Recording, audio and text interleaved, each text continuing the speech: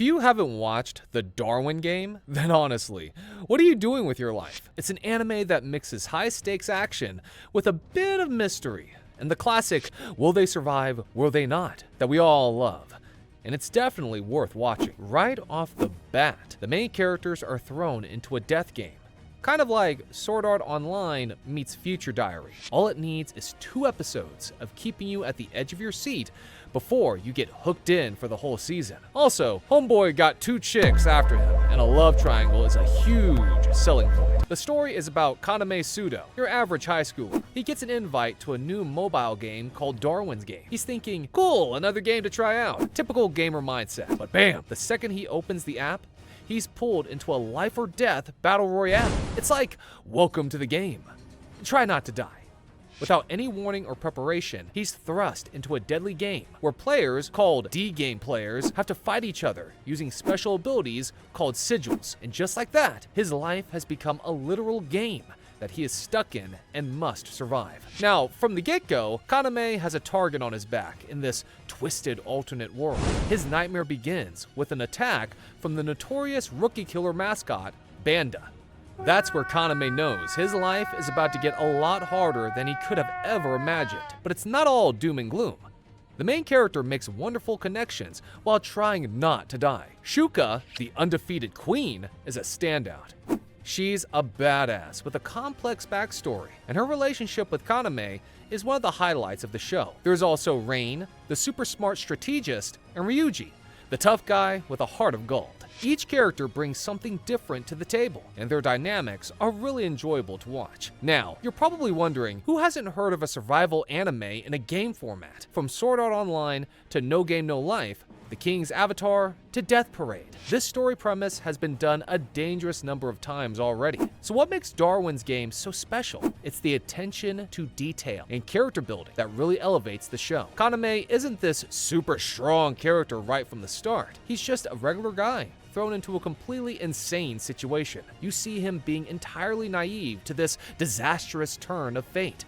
You see him make mistakes and learn from them, and then adapt in order to survive. Not only this, he also forms alliances and connections that really make you root for them to survive together and reach back into the real world. Surprisingly, even though Kaname isn't all that in the beginning, he bags 2 of the coolest girls in the game.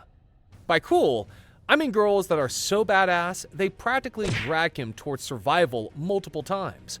But these girls are good at fighting and playing the game, and are essential in Kaname's victory. Definitely not the usual crazed lover type stereotype. Once you get bored at looking at hot chicks and start missing action, the show amps up on its fight scenes. That's also when you truly see and appreciate the slick animation. The fighting is dynamic, and the choreography is badass. And I'm not going to lie, it makes you think you could kick some evil villains yourself. What makes the fights even better is the limitless possibilities of superpowers. One character is out there mind-controlling plans, while another is literally manipulating time. This raises the stakes of the fights as well, and you're always on the edge of your seat because you never know what kind of crazy power the next opponent will have. The only thing a well-choreographed fight needs is a badass soundtrack to take it to the next level. Without the music, it's just not right. Fortunately, Darwin's Game gets that absolutely spot on. The music adds the mystery and the intensity to every scene, and also complements the fight scenes perfectly. The opening theme is something you'll be humming the rest of the day once you hear it. Even now, just the first note of the music takes me back to the epic fight scenes. Now, the only thing that might throw you off is that the anime really takes its sweet time to build up the story. When you're on your first few episodes, you're thinking which deranged person suggested it.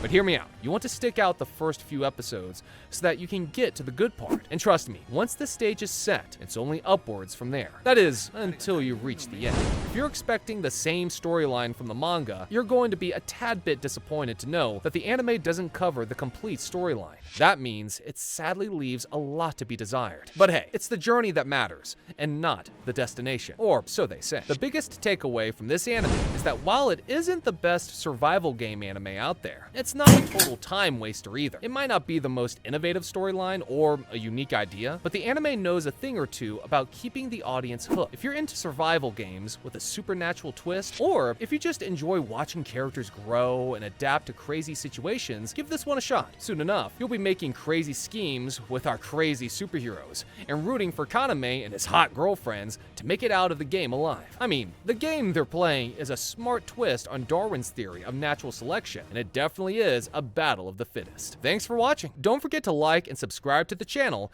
and ring that notification bell to be notified of any latest uploads. That said, see you in the next one.